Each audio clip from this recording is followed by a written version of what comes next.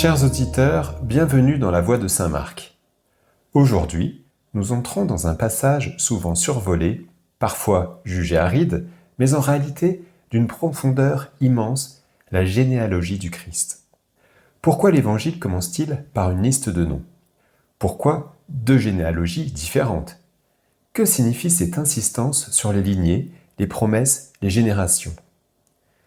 Nous parlerons d'héritage, de filiation, de royauté, de promesses messianiques.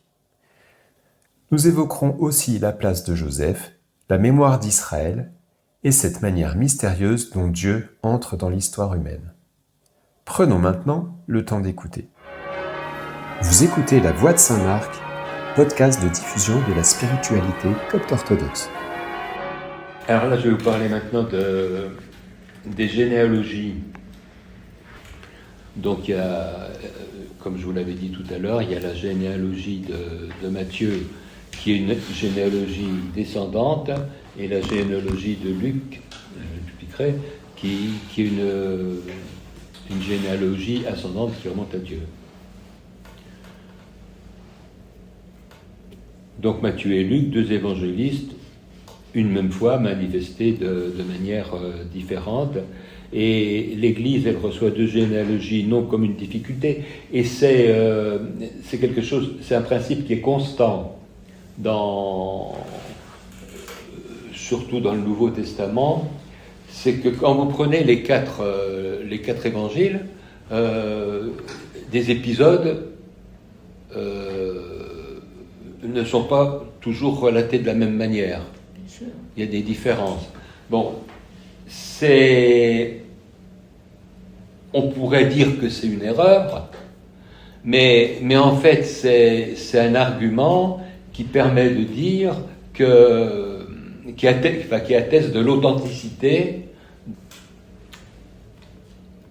C'est perçu non comme une difficulté, mais comme une double confession du mystère de l'incarnation. Je vais vous citer des pères de l'Église. Saint Irénée, le Verbe de Dieu s'est fait ce que nous sommes, afin de nous faire devenir ce qu'il est. C'est-à-dire que la généalogie du Christ manifeste cette récapitulation. Jésus assume toute l'histoire de l'humanité pour la sauver. Saint Augustin, le Christ n'a pas méprisé de naître d'une lignée humaine, car il venait chercher ce qui était perdu. C'est-à-dire que Dieu n'évite pas la fragilité humaine, il la traverse. Saint Jean Chrysostome, je vous ai touché un mot tout à l'heure, la généalogie et la miséricorde, il dit, l'évangéliste rappelle des pécheurs dans la généalogie pour que tu apprennes que le Christ est venu pour abolir le péché. Donc les noms imparfaits de la généalogie, parce qu'il y a surtout dans la généalogie de Matthieu, il y a des brigands, enfin des pécheurs de toutes sortes. Les noms imparfaits de la généalogie proclament la miséricorde avant même la prédication. Enfin, Origène, ces généalogies que beaucoup négligent sont pleines de mystères pour qui sait les lire spirituellement. C'est-à-dire une invitation à dépasser une lecture superficielle des évangiles de l'enfance. Parce que c'est vrai que quand on lit les généalogies, c'est fastidieux. Donc, alors, ces généalogies, il y a donc Matthieu, je me répète, qui manifeste une généalogie descendante, qui part d'Abraham, et qui arrive à Saint Joseph. Je vais dire Saint Joseph parce que il pourrait y avoir des confusions. Donc la perspective selon Matthieu, elle est messianique, davidique et royale. Parce que David est une personne centrale dans la généalogie de Matthieu. Luc, lui, propose une généalogie ascendante qui va de Jésus à Adam, puis à Dieu. Donc la perspective est ici anthropologique et universelle, et Saint Grégoire le théologien le rappelle, l'Évangile n'écrit pas pour la curiosité, mais pour la foi. Donc ça ne sert à rien de décortiquer, il faut contempler et croire.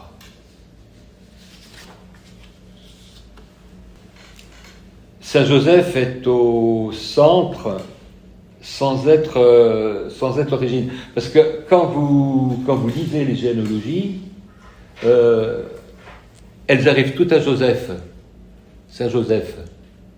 C'est les généalogies en fait de Saint Joseph. Sauf, même Luc, plutôt pas sauf, même Luc qui parle de Jésus, mais il dit Jésus qu'on disait fils de Joseph. Donc c'est Joseph qui est le centre de la généalogie, et les généalogies, en fait, sont les généalogies de Joseph. Donc les deux généalogies, comprises comme celle du Christ, aboutissent en fait à Joseph, alors même que les évangiles proclament la naissance virginale. Luc précise, alors c'était ce que j'avais, Jésus avait environ 30 ans, étant, comme on le croyait, fils de Joseph. Avait environ 30 ans. Je fais une petite remarque au passage. La chronologie est fausse. C'est-à-dire que Jésus n'est pas né en l'an 0, c'est 2 ou 6. Donc, on serait en 2028 ou en 2032. Bon, bref, ça c'est une petite remarque. Donc, alors cette formule, Jésus avait environ 30 ans, étant, comme on le croyait, fils de Joseph, cette formule protège deux vérités simultanées. Jésus est réellement inséré dans l'histoire humaine. Saint Irénée dit, en prenant une chair issue d'Adam, il a récapitulé en lui toute la longue histoire des hommes. Ainsi, la généalogie n'est pas accessoire, elle est le lieu même du salut. Et sa filiation divine n'est pas charnelle. Saint Jean Chrysostome commente, l'Écriture honore Joseph pour ne pas livrer le mystère à la dérision des impies. Pour Matthieu, Joseph est le garant des promesses. C'était ce que la remarque de tout à l'heure. Et Saint Joseph, alors là c'est pour ça que je dis Saint Joseph, dans l'évangile de Matthieu, la personne le premier ancêtre qui est nommé, il s'appelle Jacob. C'est pas le Jacob de l'Ancien Testament. Saint Joseph est fils de Jacob, héritier légal de David et des rois de Juda, figure de la continuité d'Israël. Et la généalogie de Matthieu est structurée en 3 fois 14 générations. Donc c'est-à-dire que 12, 42, 42 personnages sont cités dans l'évangile de Matthieu. Alors, qu'est-ce que signifie 14 ? Pourquoi 14 ? Pourquoi 3 fois 14 ? Alors, vous avez les 3 fois 14, c'est Abraham, David et l'exil à Babylone. 14, c'est quand vous savez qu'en hébreu, les lettres ont valeur de nombre. Et quand on écrit David, donc Dalet, Vav, Dalet, ça fait 14. David égale 14. Donc, quand Matthieu utilise les 3 fois 14, c'est pour centrer sa généalogie sur le roi David. Donc, ce qui en fait un message clair pour les Juifs, parce que la généalogie de Matthieu s'adresse surtout aux Juifs, alors que celle de Luc est plus universelle. Alors, en valorisant David, il donne un message clair pour les Juifs. C'est-à-dire que Jésus est le Messie attendu, enraciné dans l'histoire sainte. Saint Joseph est ici père selon la loi, transmetteur des promesses et gardien de la légitimité messianique. Saint Irénée de Lyon nous dit « Par Joseph, le Christ reçoit ce qui est promis, et par Marie, il reçoit ce qu'il est. »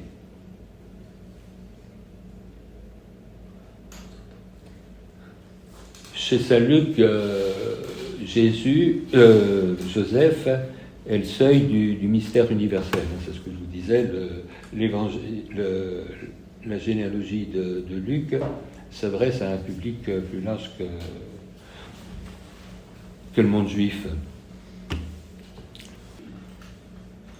Chez Luc, Joseph n'est pas le fils de Jacob, comme je vous l'avais dit tout à l'heure, mais le fils d'Élie, H-E-L-I.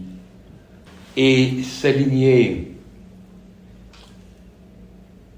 ne passe pas par Salomon, contrairement à Matthieu, parce qu'après David, vous avez Salomon, mais elle passe par Nathan.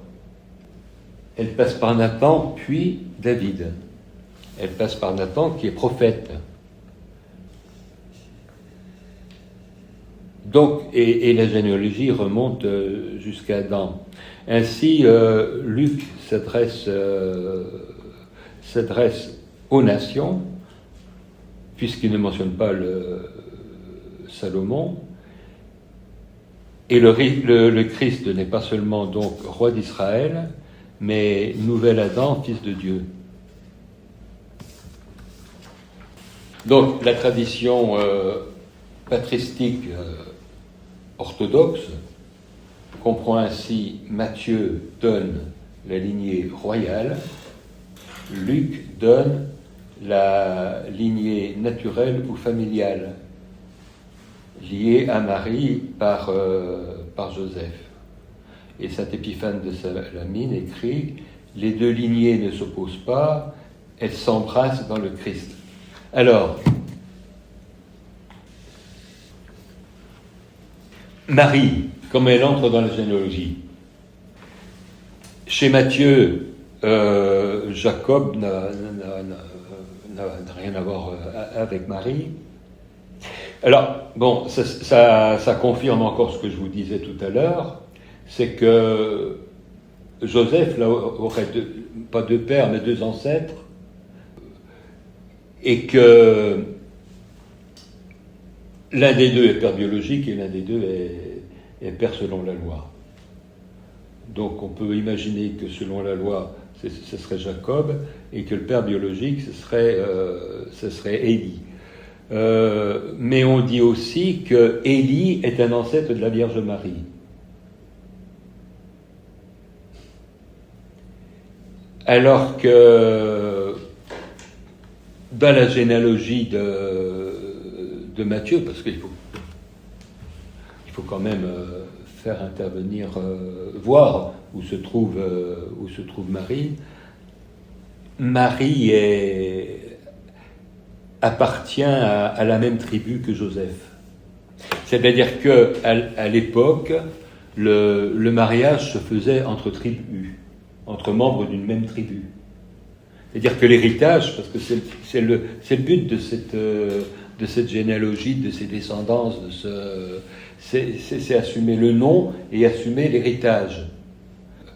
Et l'héritage, il se conserve au sein d'un même clan, d'une même tribu.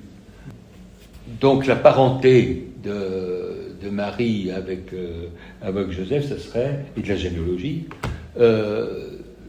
ce serait par l'appartenance à la même tribu. Donc Joseph est le père légal et non charnel. Pour les pères, il n'y a aucune ambiguïté. Joseph n'engendre pas, mais il reconnaît, nomme, protège. Il introduit Jésus dans la Torah. Je vous expliquerai pourquoi. Dans la communauté, dans le temps. Dans l'Ancien Testament, j'y reviendrai tout à l'heure, donner le nom, c'est exercer la paternité. C'est le Père qui donne le nom. Dans Saint Luc, au moment de l'Annonciation, l'archange Gabriel lui dit tu seras enceinte, alors du Saint-Esprit, et tu l'appelleras du nom de Jésus, et non pas tu lui donneras le nom de Jésus. C'est une erreur, c'est une faute de dire que Marie donne, mais elle l'appelle.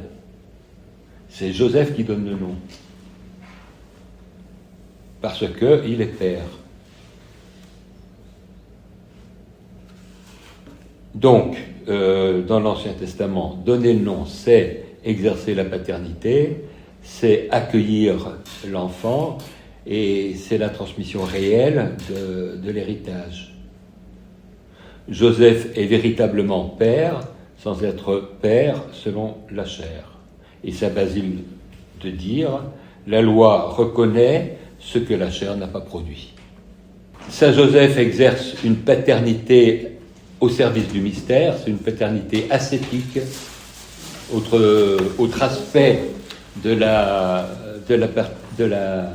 paternité, une paternité ascétique qui est basée sur la chasteté, l'obéissance, l'effacement. Et Saint Jean Chrysostome dit, Joseph reçoit le nom de père non par la chair, mais par l'obéissance. Je vous l'ai dit déjà tout à l'heure. Saint Joseph ne parle pas, mais il agit. Il croit à la parole de l'ange, il fuit en Égypte, il protège, le Verbe fait chair. Il est lui aussi icône de l'Église, dans ce sens, enfin une icône de l'Église, dans le sens où il reçoit le Christ sans l'avoir engendré.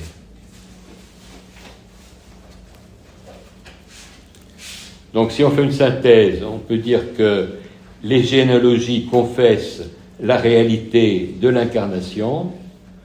Joseph garantit l'inscription du Christ dans l'histoire. Matthieu proclame le Messie d'Israël, je résume ce que je viens de dire. Luc révèle le Sauveur du monde. Joseph est père par obéissance et non par génération. Voilà donc le sens du récit. Chez Matthieu, ses descendants, il dû passer vers le Christ. Luc, ascendant du Christ vers l'origine. Point de départ, Matthieu, Abraham. Luc, Jésus. Point d'aboutissement, Joseph.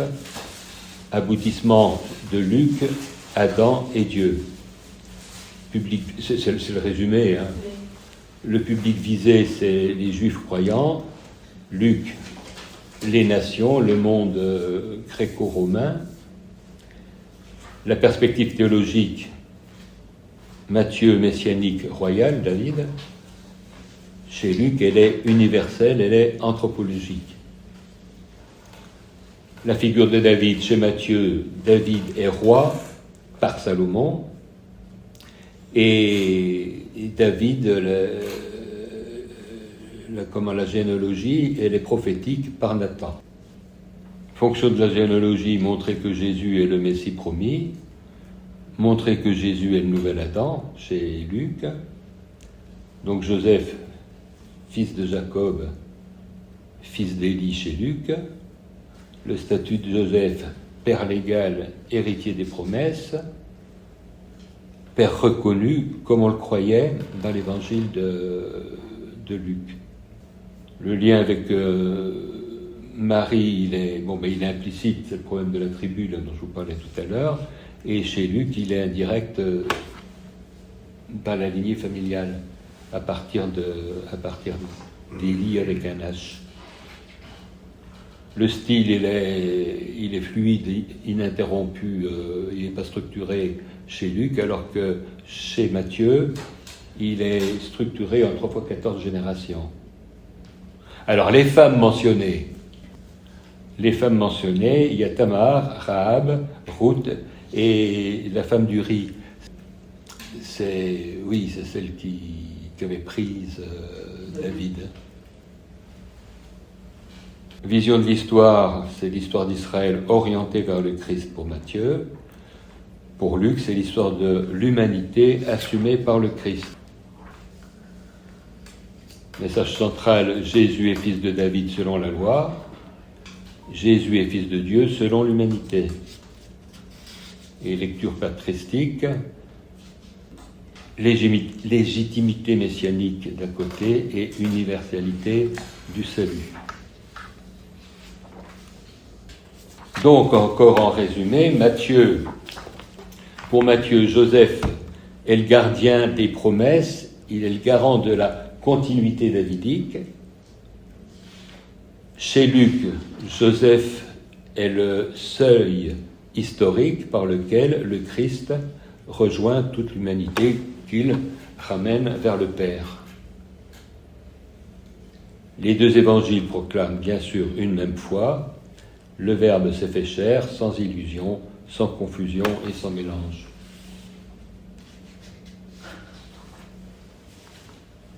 Alors, oui, mais... Alors, les citations patristiques majeures que j'ai trouvées, centrées sur les généalogies et la personne de Joseph. Joseph, père légal et garant de l'incarnation, Saint Jean Chrysostome. Joseph n'a rien contribué à la génération selon la chair, mais il a tout donné à l'économie du salut par son obéissance. C'est le thème principal de la généalogie chez Chrysostome. Paternité selon la loi, non selon la chair, Saint Basile. Ce que la loi reconnaît est véritable, même si la nature n'a pas engendré. Pourquoi une généalogie par Joseph ?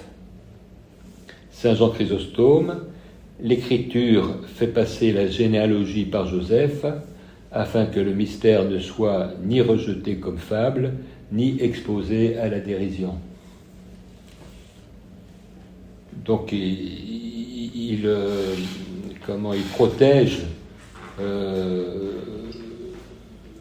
le mystère de la naissance virginale. Saint Augustin, Joseph fut père non par union charnelle, mais par charité conjugale. Donc la paternité ici, elle est définie par l'amour et par la responsabilité. Ce qui fait que finalement, il y a beaucoup de qualificatifs, d'éléments qui confirment la paternité de Joseph.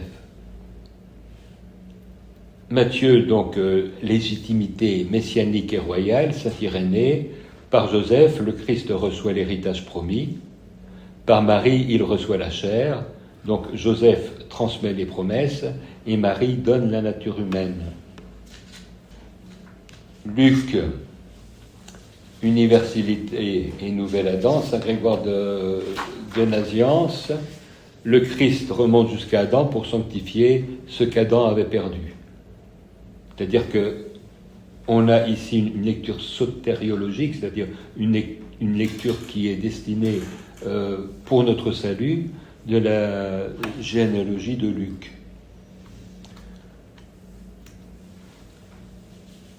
Une généalogie blessée, une humanité assumée, Saint Athanase et Saint Grégoire le théologien, ce qui n'est pas assumé n'est pas sauvé.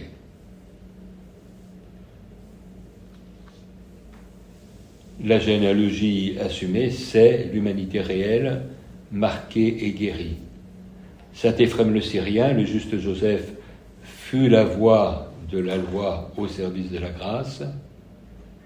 C'est-à-dire que, là encore, Joseph apparaît comme seuil entre l'ancienne et la nouvelle alliance. Joseph, figure ecclésiale, Saint Jean Chrysostome, il reçut l'enfant sans l'avoir engendré, comme l'Église reçoit le Christ pour la foi.